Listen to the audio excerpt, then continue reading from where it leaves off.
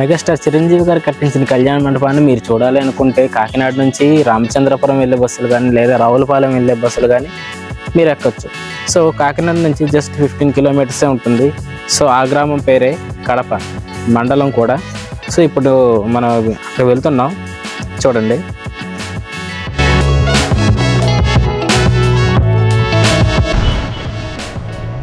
Megastar గురించి మీకు తెలుసు, చిరంజీవి గారు ఆయన బ్లడ్ బ్యాంక్ ఉంది, ఐ బ్యాంక్ ఉంది.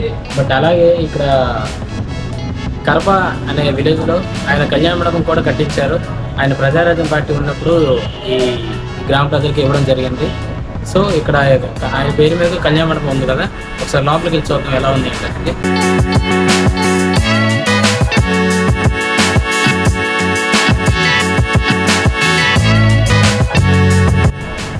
చిరంజీవి గారు 2008లో ప్రజారాజ్యం పార్టీ పెట్టినప్పుడు సో ఈ గ్రామ ప్రజలు అక్కడ అడిగారండి ఆయనకి కళ్యాణ మండపం కావాలని. సో కోరినప్పుడు సో ఆయన శాంక్షన్ చేయడం జరిగింది.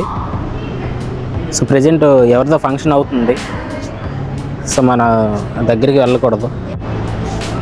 సో ఈ కళ్యాణ మండపం ప్రజెంట్ లోకల్ గవర్నమెంట్ పంచాయతీ ఆధ్వర్యంలో ఉంది.